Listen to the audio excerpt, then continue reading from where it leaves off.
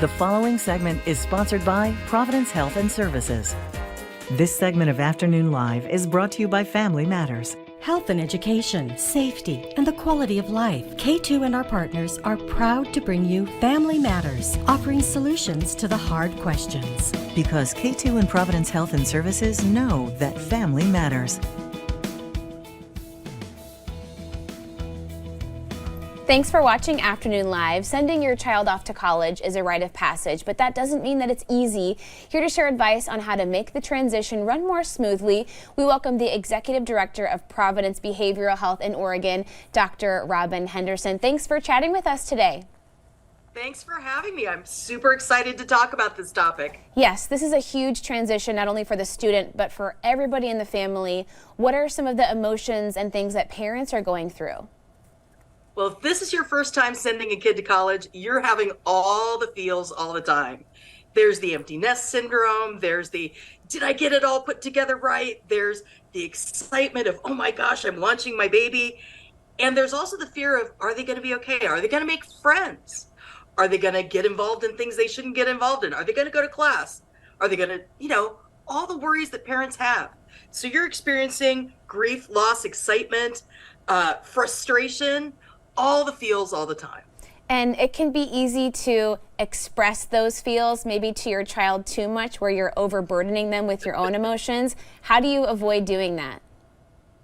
I'm a big believer in the idea that less is more in this situation, and let the child lead where it is that they're going to make those connections with you. If you've gone a week and a half and you haven't heard from your kid, yeah, definitely be reaching out. But if it's only been a day or two, let them get their feet underneath them. Let them figure out what they're going to do. They're going to reach out. I was just talking with a friend of mine this morning who sent his first daughter off to college. And he said, I've been really controlling myself from texting her and saying anything and doing anything.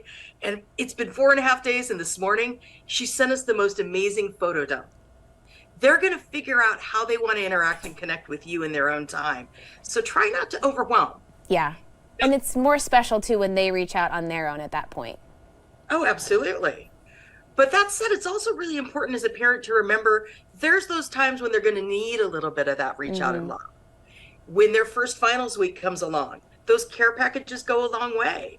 When they've got something special coming up, having cupcakes delivered can be a really cool thing to do. So play those cards well.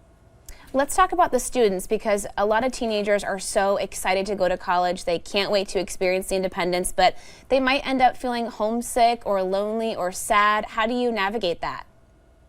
That's a really common thing that happens, especially for first-time college students. They get out there, they're not making friends, maybe they have a little bit of a roommate hiccup, all those other types of things, and suddenly it's, oh my gosh, I want to come home.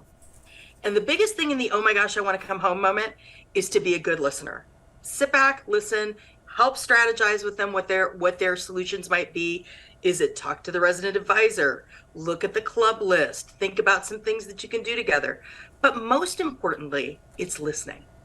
And does that go as well for kids that are shy to begin with and you're worried about sending them off and their ability to make friends? How do you kind of support them without pushing too hard? For our students who have a little bit of that social anxiety, maybe aren't up for all of the activities and doing all the things, clubs can be a really good solution. Pick something that you might be interested in, even if you've never done it before. Joining the fencing club, joining the, whatever club it is that you have, whether it's a social activist group or an activity, can be a great way to give some of that safety, because it's an activity you may be familiar with, but it's also something that allows you to step out and a little bit out of your comfort zone. And people don't talk very often about siblings who are sort of left behind when the oldest goes off to college for the first time. What are some things that they're going through, and how can we support them as parents? It can be really difficult for siblings who are left at home when their older sibling goes off to college and they miss them and they don't have that fun time.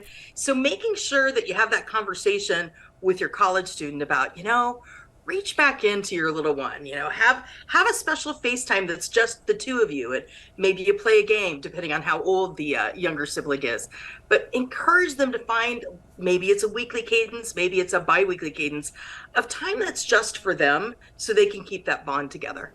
And how about the empty nest? I know so many parents mourn when their kids leave, but it's a special time to celebrate too for parents that you've done it. You've sent them off into the world and they're independent. That's what's supposed to happen, right?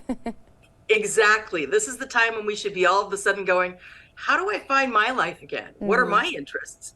Maybe I'm going to join that walking club. Maybe I'm going to start, going and learning how to cook or learning how to dance or whatever it is. Find time to fill your time. And if you've got the ability and all of a sudden you've got all this free time, maybe you should go volunteer. There's a lot of places that could use some good volunteer energy, especially from experienced moms and dads. For sure. That's a big opportunity. Hey, thank you, Dr. Henderson. It was great talking with you. Thanks so much, and take care. Thank you. If you need advice, you can call the Providence Adolescent Mental Wellness phone lines. We'll have more information on our website at KATU.com. And we'll be right back with more Afternoon Live right after this.